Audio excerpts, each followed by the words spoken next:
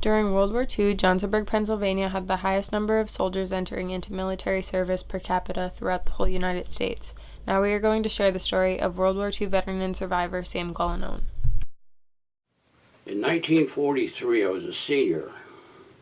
Now the war had started really in 41. I was always concerned by the time I got out of school there'd be no war. I wanted to go to war. I wanted to go bang, bang, shoot, shoot.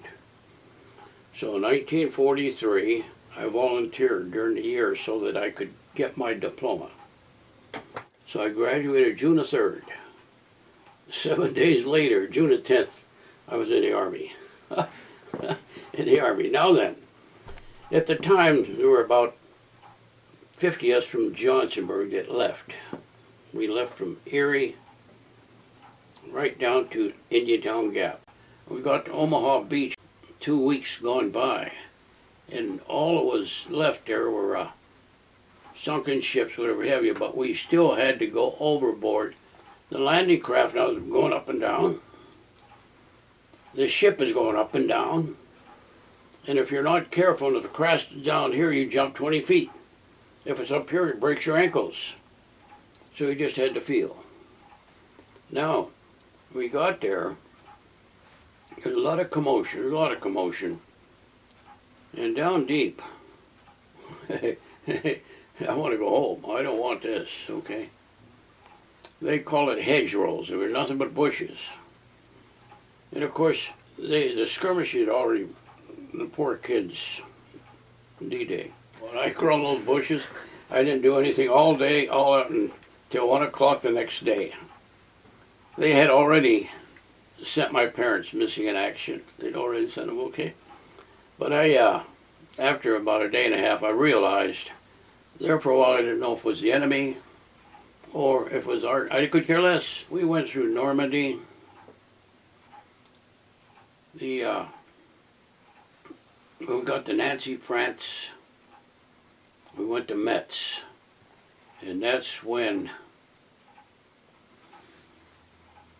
Battle of the Bulge, okay.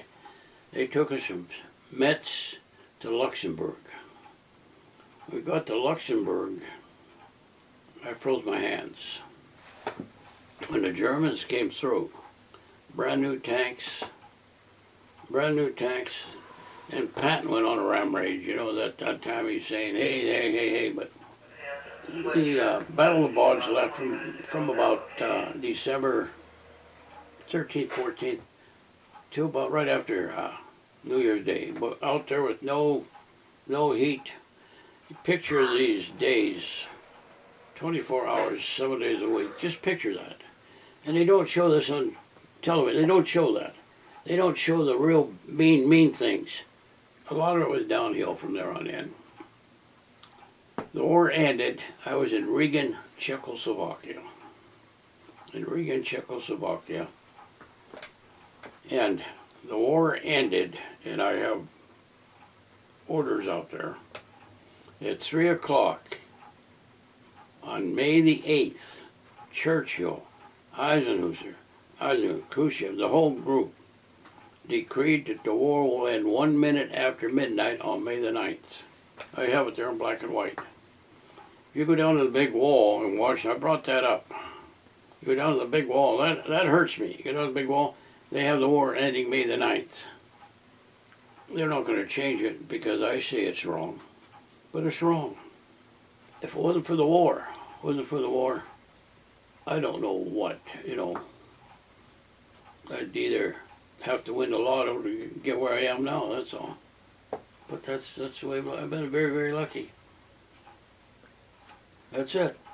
As time goes on, veterans and their stories begin to slowly fade away. Before it's too late, we encourage you to get the opportunity to speak with a veteran, whether it's a family member, friend, or stranger. Their stories may affect you more than you actually think. Small towns all across the United States have veterans that can have an impact on everyone. It's our job to make their stories echo so their memories never die.